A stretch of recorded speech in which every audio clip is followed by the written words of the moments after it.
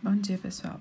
Na aula de hoje, nós vamos falar sobre as reações, continuar falando sobre as reações químicas e a energia que é envolvida nessas reações químicas. Será que essas reações químicas acontecem com energia? Libera energia? Absorve energia? O que acontece com uma reação química e a energia?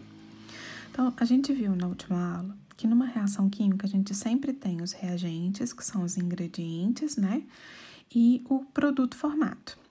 Quando a gente tem um reagente numa reação, esses reagentes são formados por átomos que estão ligados. Todos os reagentes, antes de se transformarem em produtos, eles precisam ter as suas ligações quebradas. Toda vez que você tem dois átomos, né, que estão juntos e você precisa separar esses átomos, você precisa fornecer energia para essa separação acontecer. Então, quando você fornece energia para esse sistema absorve energia.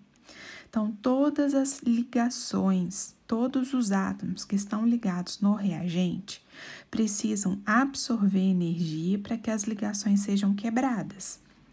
Já no produto, é o contrário. Você tem dois átomos separados e você quer unir esses átomos. Quando você une esses átomos, a união desses átomos acontece com a liberação de energia.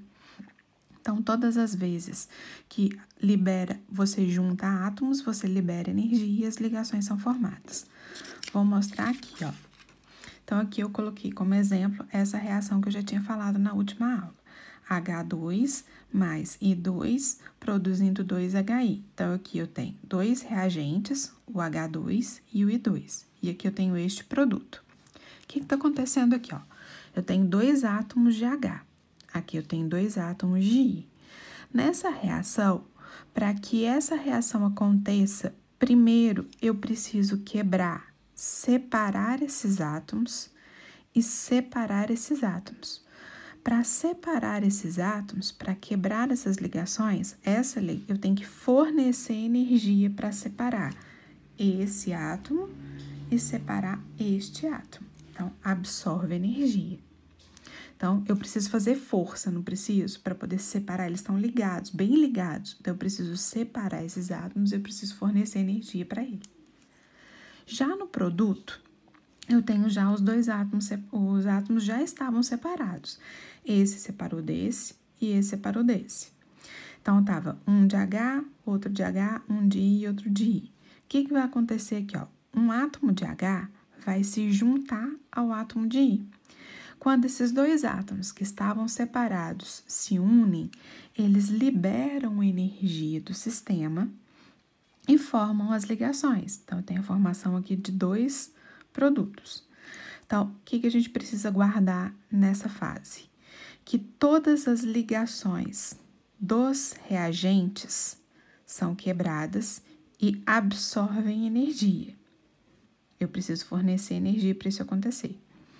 Já as ligações formadas no produto, elas sempre liberam energia. A energia sai do sistema. Só que tem reações em que essa fase aqui, ó, vai absorver uma quantidade de energia maior do que a quantidade de energia liberada.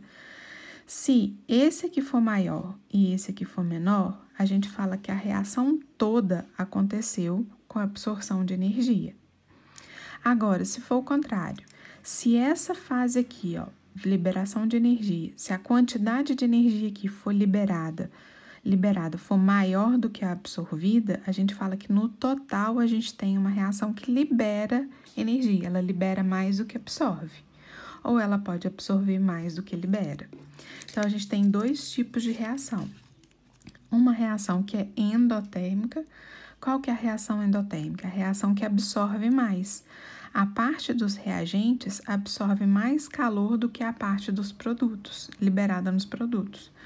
A gente tem como exemplo a reação de fotossíntese. Aqui que a gente tem na reação de fotossíntese? A gente tem gás carbônico reagindo com água.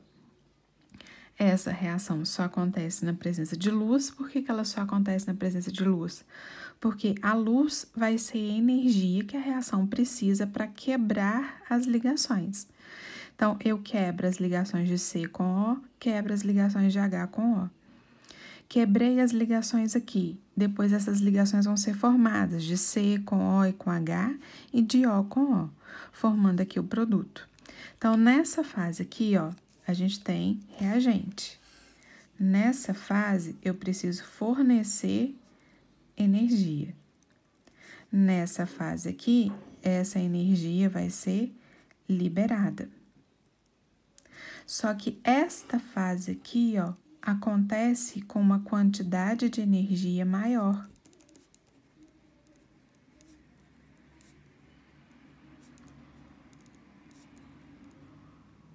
Do que a energia liberada. Então, no total, como essa fase acontece com mais energia e essa fase aqui acontece com menos energia, a gente tem um total, a gente fala que essa reação aqui absorveu mais.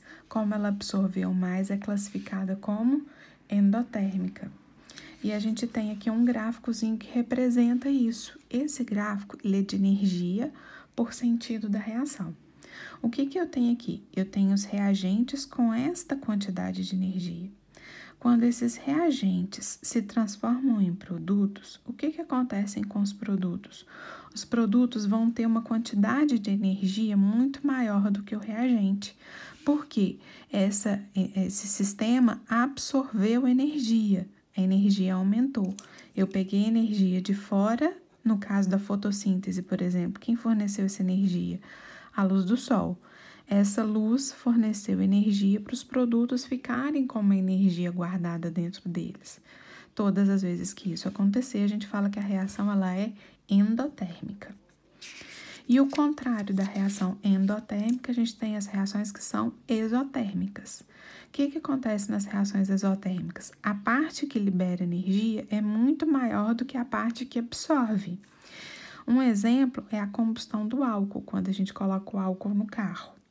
A gente tem aqui a molécula de álcool, quando ele queima, né, na presença de oxigênio, ele vai produzir gás carbônico e água. A gente tem aqui uma reação química. Aqui, do mesmo jeito, absorve calor, absorve energia, e de cá vai liberar energia. Só que essa fase aqui, ó, de liberação de energia é muito maior do que essa daqui. Então, a gente tem no final do sistema uma reação que libera calor. Então, toda vez que libera calor, a gente fala que é uma reação exotérmica. Por isso é que o carro anda, né? Por causa do calor liberado na reação.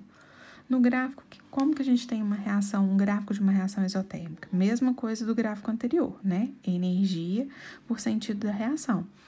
Aqui já é o contrário. A gente tem os reagentes com uma quantidade de energia maior e esses reagentes vão precisar liberar uma quantidade de energia para virar produto. A quantidade de energia do produto é sempre menor do que a quantidade de energia do reagente. Então, essas reações são reações exotérmicas. Tudo bem? Um beijo.